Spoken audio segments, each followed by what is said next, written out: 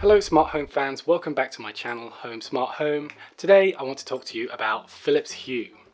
I own about 40 Philips Hue products, so I thought it would be a good early video for me to start with, and so I'm going to walk you through all of the products that I own and tell you how to get the most out of them. So let's get started. Here is a selection of all the Hue bulbs I own so far. Here we have a standard Hue bulb with a bayonet connector, which is common here in the UK and tends to be the socket used in ceiling lights in most UK homes. They feel quite solid, heavier than an ordinary light bulb.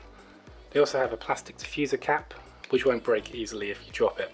This is the Hue White and Colour bulb, but I also have Hue White and Ambience version as well, which is actually heavier for some reason. I'm not quite sure why that is. But yeah, they work much the same. They look quite similar, except the label is different.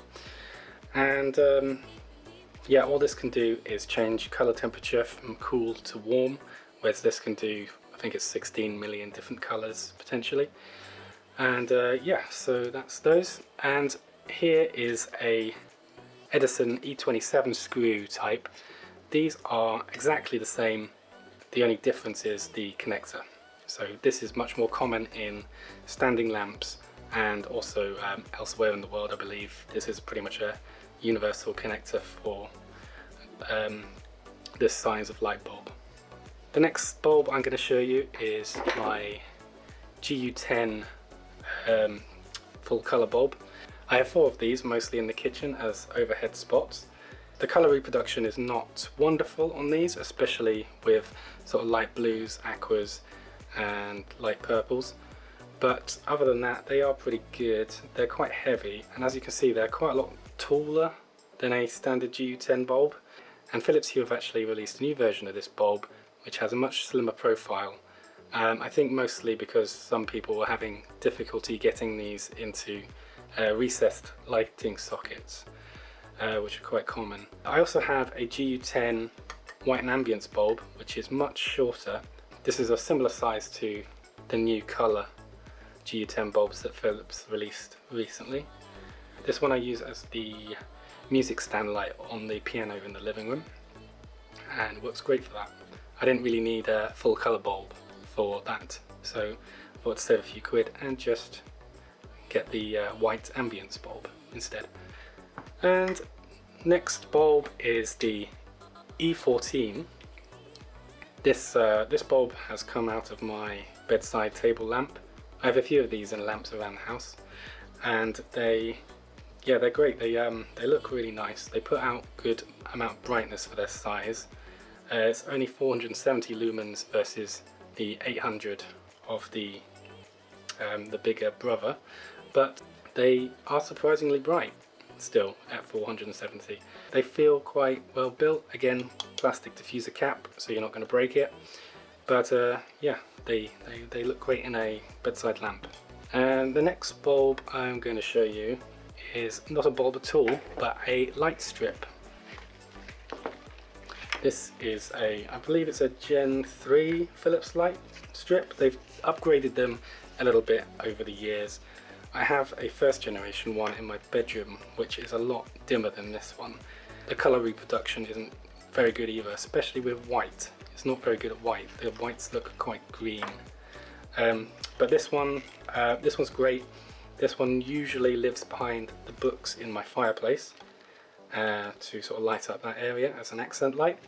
They work great for accent lights and also behind pieces of furniture as well, to sort of shine light up the wall. And the next bulb I'm going to show you also isn't really a light bulb, is this. This is called the Hue Go, and it is another sort of accent light. This one normally lives in my dining room, in the sort of recessed area where a fireplace used to be. But this light also has a party trick. It actually contains a battery inside. So if I push this button on the back, you can see that it lights up even though there are no wires connected. And if you continue to press the button on the back, it will cycle through a few colours. So this can actually be used independent of your internet connection. And so I often take this out into the garden if I'm having people over. So the battery will last about an hour and a half. This one lasts a bit less than that now because it's a bit old. And Yeah, I think these are great. They also still work when they're unplugged with your voice assistant of choice. So I can say, Alexa, turn the portable light red, and she will do so. And Alexa, turn off the portable light. Okay. Yeah, so that is the Hugo. Highly recommend that one. The final bulb I'm going to show you is the Philips Hue filament bulb. This is the globe version. They also do a pendant version and a sort of traditional light bulb shaped version, but I like this one the best out of the three designs they have so far. It's actually LED. You can't change the color or the color temperature, but the color temperature that it is set to is really nice, especially when it's dimmed down really low. They actually get extremely bright, way brighter than you'd want a bulb like this. So I tend to have them at about 5 or 6% on the Philips Hue app to get the most out of them. You get a nice vintage feel with these. This bulb actually is broken. It's the only Philips Hue product I've ever had any problem with. Philips Hue were kind enough to replace it for me, and I still have the broken one. So I do keep meaning to take it apart to see if there's anything I can do to fix it, but I'm sure I probably can't. So why have I gone for Philips Hue instead of one of the many other competitors on the market right now? Well, Philips Hue is actually where my smart home journey began back in 2017, and is probably the main reason why I'm still renting at 35. I bought the 3 bulb starter kit and hub from an actual real life shop because I just couldn't wait for delivery. I was so excited to get my smart home dreams off the ground. Back in the early days of the smart home tech revolution, there really was only 2 options for smart home bulbs, and these were Philips Hue and LifeX. After much internal debate, I decided to go with Philips Hue over LifeX, primarily due to the way they communicate with each other. And each other is an important choice of words here. Whereas LifeX bulbs connect straight to your Wi-Fi network as separate network devices, the Philips Hue system relies on a mesh network created from the hub. This mesh network is based on the low bandwidth, low energy Zigbee protocol we talked about in my previous video.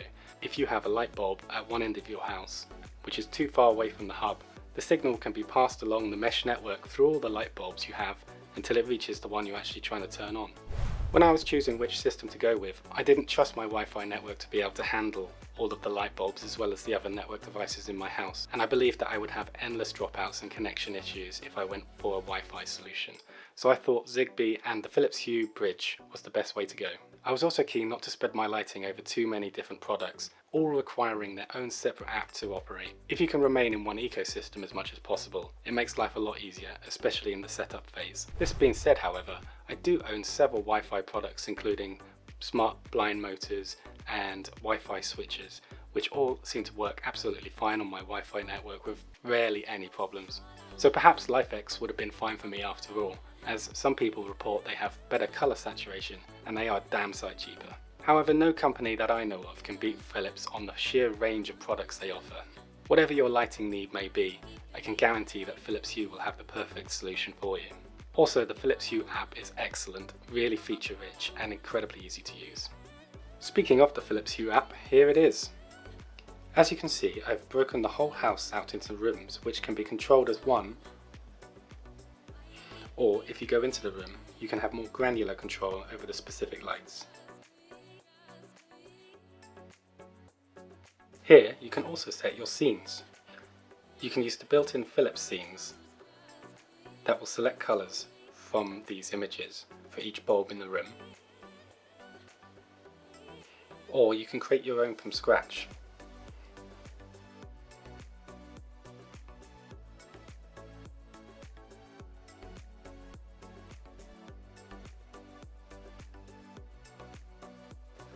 I mostly use the built-in scenes, however I always have to go in and edit the brightness for each bulb, and maybe change the colour if I have too much of one colour going on in a certain part of the room.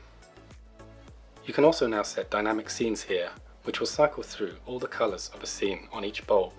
In my last video on Alexa I showed you how to activate these in an Alexa routine. Adding a new light is easy and can be done here. Tap the plus sign and then tap search.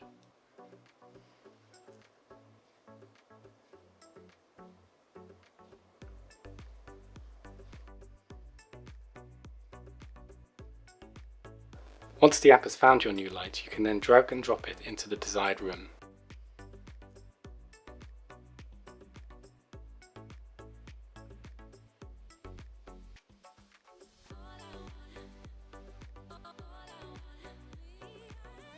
This sync button can be used to control the syncing of lights between the Hue Sync PC app or the extremely expensive HDMI sync box for your TV. As well as these options though, there is now the option to sync with Spotify on your phone, and the app will flash your lights along with the music in a predefined entertainment zone.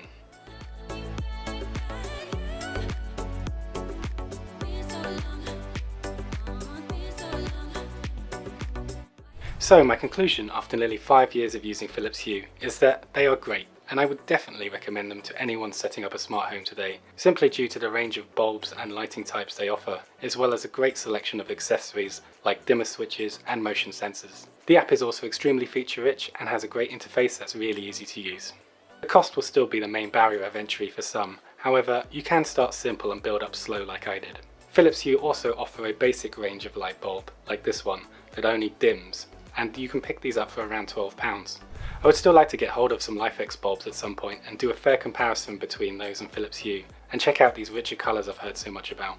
But they would have to blow my socks off to make me sell all my Philips Hue stuff to replace it all with LifeX at this point. So thanks for watching my second video on this channel about Philips Hue.